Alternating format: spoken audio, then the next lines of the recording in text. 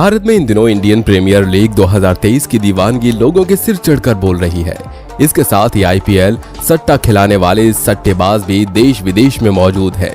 Cricket सट्टेबाजी से लेकर कई कारोबार काले धन से फल फूल रहे हैं। आए दिन भारत में कई शहरों से सट्टेबाजों के पकड़े जाने की खबरें आती रहती हैं। ऐसी ही समस्या कुछ साल पहले दूसरे देशों में आई थी, जिसके बाद कई देशों ने सट्टेबाजी के अवैध कारोबार को रोकने के लिए इसे कानूनी जामा पहनाकर वैध कर दिया। लेकिन भारत में सट्टेबाजी गैर कानूनी है, तो वहीं ड्रीम 11 और एमपीएल जैसे गेम कानूनी रूप से सही हैं, जबकि वो भी एक प्रकार से सट्टा ही है। तो चलिए जानते हैं फैंटेसी गेमिंग ऐप और नॉर्मल बैटिंग में क्या फर्क है। आखिर लोग इतने धड़ल्ले से जुआ खेल कैसे रहे हैं, कानून क्या है और सरकार को इसमें क्या फायदा हो रहा है। दोस्तों, मुकाबला चाहे खेल के मैदान पर हो चाहे राजनीति के मंच पर, लाख कोशिशों और उपायों के बावजूद सट्टेबाजी रोकी नहीं जा सकी है।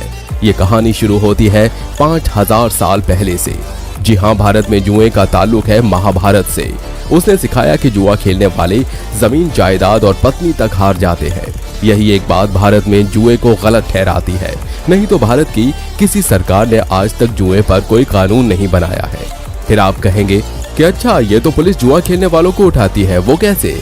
तो इसका जवाब है कि आज से 150 साल पहले अंग्रेजों ने कहा, अगर भारत पर राज करना है तो पहले उन्हें खेलने से रोको, क्योंकि जुए के चलते एक रात में कोई राजा भिखारी हो जाता था तो कोई भिखारी राजा बन जाता था। इसलिए उन्होंने द पब्लिक गैम्बलिंग एक्ट 1867 में बनाया और जुआ बैन कर दिया। आज तक हम उसी नियम को मानते आ रहे हैं। अभी तक भारत की किसी सरकार ने इस नियम को अपडेट करने तक की हिम्मत नहीं दिखाई। इसमें भी एक पेच है। दरअसल 1867 में ऑनलाइन जैसी कोई चीज थी ही नहीं, ना मोबाइल ऐप थे, इसलिए इस कानून में इंटरनेट पर खेले जा रहे जुए पर कोई नियम नहीं है। इसीलिए ऑनलाइन दुनिया में सट्टेबाजी का बाजार फलने फूलने लगा। संसद ने जब 2000 में आईटी एक्ट बनाया तो भी सट्टेबाजी के लिए कोई नियम नहीं बनाया। इससे हुआ क्या? भारत की कुल सट्टेबाजी में 80% जुआ ऑनलाइन खेला जाने लगा। 2019 तक सट्टा बाजार 3 लाख करोड़ का हो गया था। अब बात करते हैं ड्रीम 11 गेम की, जो कि कानूनी रूप से सही है। दोस्तों, क्योंकि ये गेम ऑफ चांस नहीं, गेम ऑफ स्किल है, अब इस मामले को थोड़ा कानूनी पॉइंट से समझते हैं। सबसे पहले तो ज्यादातर लोग किसी भी बात को एथिक्स या लॉजिक के नजरिए से देखते हैं, लेकिन अदालत या कानून वो मानता है जो संबंधित कानून लिखा हुआ है। भारतीय कानून इस संबंध में पूरी तरह से एक बात कहता है, अगर कोई खेल या गतिविधि गेम ऑफ चांस है तो वो जुआ है और गैर कानूनी है, लेकिन अगर कोई गतिविधि गेम ऑफ स्किल है तो वो वैध है। गेम ऑफ चांस का मतलब है कि जीतना या हारना मुख्य रूप से भाग्य या चांस पर निर्भर करता है, जबकि गेम ऑफ स्किल का मतलब है कि खेल में जीत या हार मुख्य रूप से खेलने वाले की स्किल यानी कि टैलेंट पर निर्भर करती है। तो इस तरह से यह कानूनी रूप से सही माना गया। अब हम लोग लॉजिकली ये सोच सकते हैं कि ड्रीम 11 में हम जिन खिलाड़ियों को चुनेंगे वो कैसे खेलेंगे। ये भी तो एक तरह से चांस ही मामला है, लेकिन कोर्ट ने इस बात को देखा कि मुख्य रूप से प्रतिभागी की जीत किस पर निर्भर है। इसमें मुख्य रूप से स्किल काम करती है या केवल चांस। तो इस प्रकार से स्किल को मुख्य भाग माना गया। अब कल को अगर इस संबंध कोर्ट PIL स्वीकारता है और यह साबित हो जाता है कि यह मुख्य रूप से गेम ऑफ चांस है, तो हो सकता है कि इसे जुआ मान लिया जाए और यह गैर कानूनी हो जाए। इसके अलावा आपको बता दें कि राज्य के पास यह अधिकार होगा कि वो अपने स्टेट में चाहे तो इस तरह के जुए को भी लीगल कर सकता है। जैसे गोवा, सिक्किम और दमन ने यहाँ जुआ लीगल रखा है।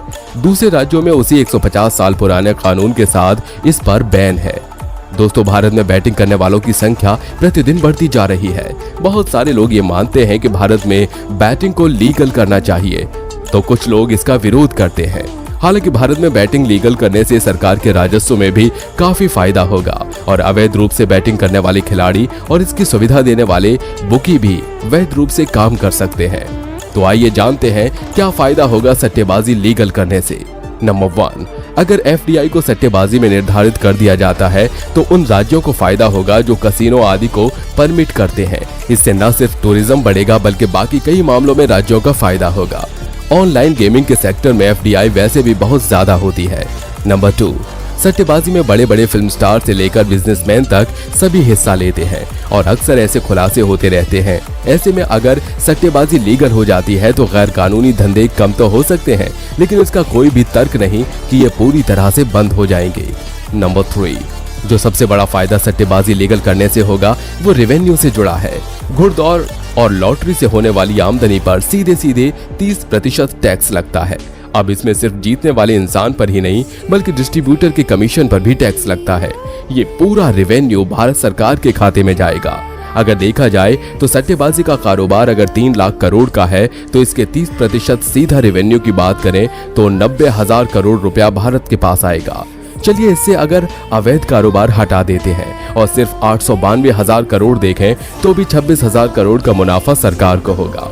यानी कि जो बेहिसाब पैसा अभी सट्टेबाजों की जेब में चला जाता है उसमें से बड़ा हिस्सा सरकार को मिलने लगेगा, जो कि देश के विकास में काम आ सकता है।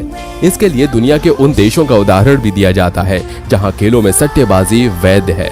इन देशों में इंग्लैंड, अमेरिका, ऑस्ट्रिया, कनाडा और यूरोप के कुछ देश शामिल हैं।